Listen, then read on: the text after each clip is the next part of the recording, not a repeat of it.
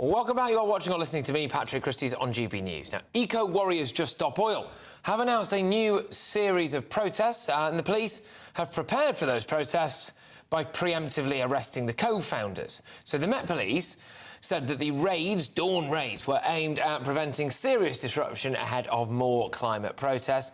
I believe we can take a quick look now at this conversation between Just Stop Oil and the police when Roger Hallam and Indigo Rumbelow were arrested. Yeah. You're taking that even though it's to do with XR, you've said it yourself. What's that? You said this, you got a load of XR stuff and you're taking it even though it's to do with XR. Well, right, okay. But this is an investigation to do with Just Stop Oil. Yeah, we haven't read it all.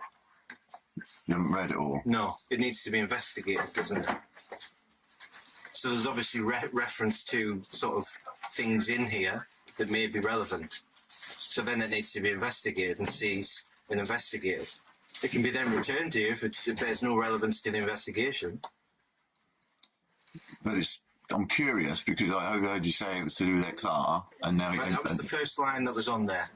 Right. It's about a 5-page document. So they're also very closely linked.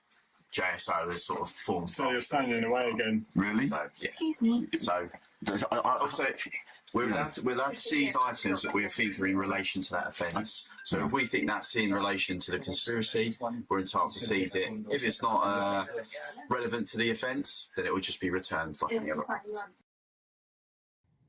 Right, OK, so that was the arrest there. I'm joined now by Just Stop Oil spokesperson. It's Mitch Rose. Mitch, thank you very much. Great to have you on the show. So what do you make of these preemptive arrests then? Do you think it's fair enough, the police getting in the way and stopping you guys, wreaking misery on people's lives? Well, I think it's just indicative of the government being really scared, really, to be honest. They're scared of us, aren't we? Any person these days can't vote or not an echo, actually. Right, OK. Do you think they are scared? I mean, I've just got a clip here earlier on. You guys, you want to just stop oil. Unfortunately, you couldn't just stop a coach. OK, sorry, I could hear an echo earlier, so that stopped me saying what I wanted to say. What I was saying was in relation to the raids on Roger and Indigo, was that the government are scared about us. There isn't a political party now that anybody who wants to just stop oil, which is obviously our demand, can vote for, because the government and the opposition are U-turning on that.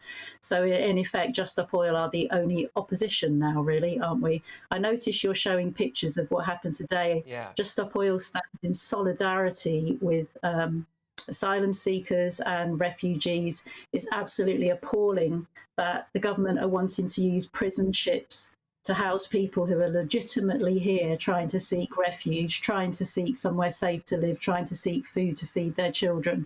And they're sticking them on these disgusting prison ships. Have you seen the Bibby Stockholm, Patrick? Do you know what it looks like? I've seen it, actually. I have seen it. We've actually been on it as a channel. Our Home and Security editor went on it. Have you? OK, and have you heard that the whistleblower... Oh, actually, no, it's interesting, Mitch. I just want to... No, it's all right, Mitch. Mitch, have you been on it? Have I been on it? Yeah. No, I haven't been on it. Right. No, I don't. I can see. But you know it's a disgusting prison ship that is unfit for human habitation, and people who think that it's fine, who've been on it, they're wrong. Right, but how would you know that? Because you've not been on it, have you? You only have to look at the thing, Patrick. It's a prison ship. It looks... It's not, though, is it? It's objectively not a prison ship. You can call it a prison ship. You could call it a luxury cruiser. I mean... Are you going to let me get a word in? So I haven't been on it, but a spokesperson for Dorset Council has been on it, and they say, quote, it's a floating Grenfell. I mean, that just basically sums up everything you need to know, Patrick, isn't it? Right, OK, obviously there's no skin in the game there whatsoever from people who wouldn't want something like that landed on their area, but yes, OK, fair enough. So Just Stop Oil, then, you think they were wrong, obviously, to preemptively arrest the likes of Roger Hallam and Indigo Rumbelow, despite the idea that for many people, that is the kind of intelligence-led policing that they would like, because now you're less likely to have... Using the words intelligence and policing don't really go together very well, do they? The police are running scared. They're preemptively arresting people. What are they scared of, Mitch? What are they scared? No, seriously, can I just ask, what are the police scared of? Because when I see Just Stop Oil, I often see a lot of incredibly hysterical weirdos. I'll tell you what they're scared of, Patrick. They're scared that because our colleagues in the Netherlands blocked a road, the A12, for 28 consecutive days, and now the Netherlands government are doing a U-turn and they are taking away oil subsidies. So, you know, it works. That's going out on the street. And so that's what we're going to be doing. We're continuing that.